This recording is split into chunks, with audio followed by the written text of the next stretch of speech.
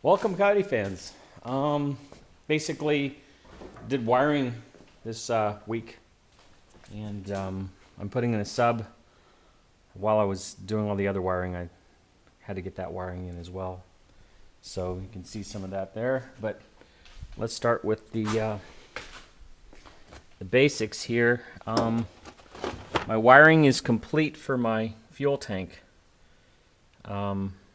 Basically, used a wiring harness from a 94 to 97, and I've got a bunch of pictures that I'll post to Coyotify.com. That's Coyotify.com. You want to go to the blog portion for these pictures. Battery kit's old news. I have had that for a couple weeks now. It's kind of nice to actually have the car PCM work and all that good stuff. But it's been a heck of a weekend just trying to get all this stuff figured out. My power distribution block's coming together. This is the bracket that will go in here.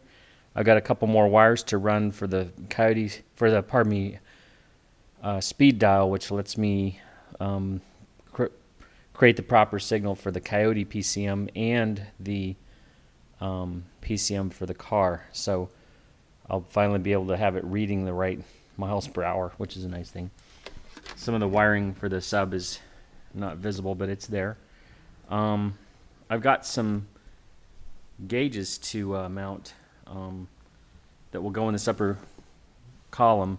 I've got to pull the original instrument cluster. I can't remember why, but I remember why. I got to tap into power for it. So I'm taking some more things apart, like the dash will be more apart next time you see it. So the dash will be out, and then I mount my gauges. There'll be 3 gauges here and 2 gauges there. They're Autometer Z series, I think is the name of them, or that seems to me the right name.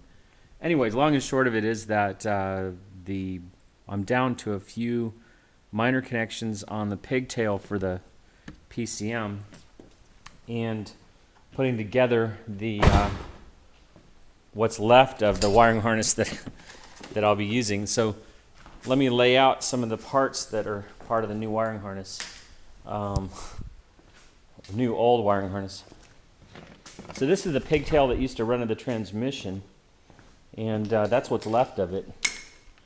If you can see it, but I've labeled everything. There's a vehicle speed sensor wire that I've got to tap into to trick the legacy dashboard electronics into knowing what speed I'm going. This is the reverse lockout. And is that a remaining O2 sensor? No, that is not. Oh, that's the oil pressure sensor tangled up inside this other. So, yeah, there's just pieces of stuff. This is the transmission bung that holds the wiring harness near the transmission. There's a whole bunch of lugs along the transmission for that. So to tear into the primary wiring harness, that was the pigtail going to the transmission. This is the one that everyone's mostly familiar with, and it actually has the tack wire in it, so that was one of the things I was up to when I stopped. Everything you see to the left here is stuff I'm going to hack off. Everything you see to the right is what's left. So there are just a few wires left, things that I care about, even things that I might just ignore, but want to have on there. One of them is the air conditioning control bung, just in case I need it. But you can see there's all these wires, and then I'm going to saw off a bunch of them, tape them off. It's going to be pretty tedious because there's probably about 60 wires there, and maybe less, who knows. But you have these are all the ones that control the fuel injectors, and these are all the ones that controlled the coilover plugs. So you've got to basically get rid of a bunch of wiring in order to make this work. There's 3 O2 sensor wires on this pigtail and 1 on the transmission one, and I don't know why.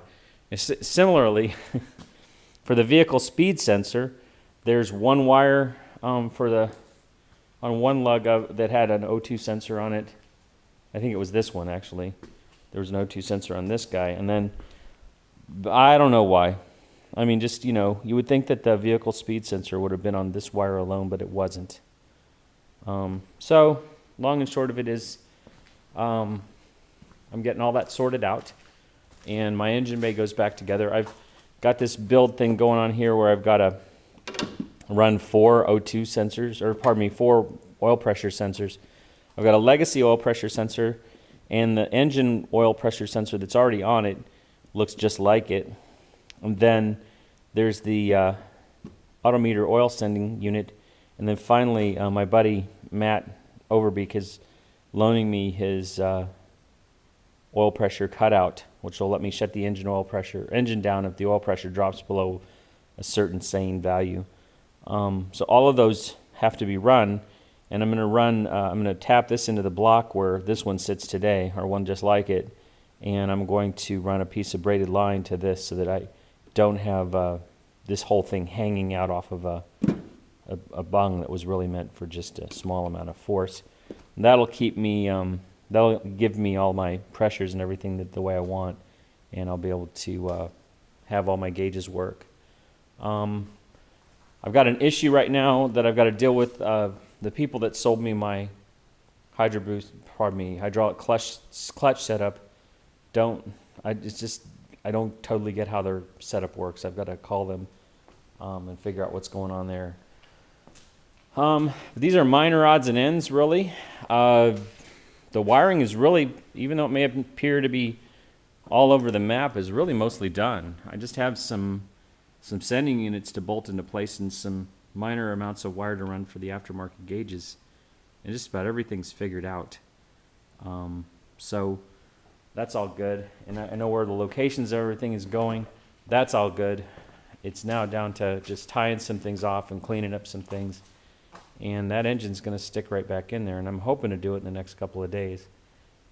That would make me very happy, because basically I've spent quite a lot of time to get to this point, and it's sort of like, you plan, and then you start executing, and you have these really cool things go on. So anyways, just thought you'd enjoy the update. The car is coming along, and there is a lot to it, and I am documenting all of it for a book. So if you're interested in that book, send me an email, or send me a message on coyotify.com. Anyways, happy coyote modding, and hope you're having a good time.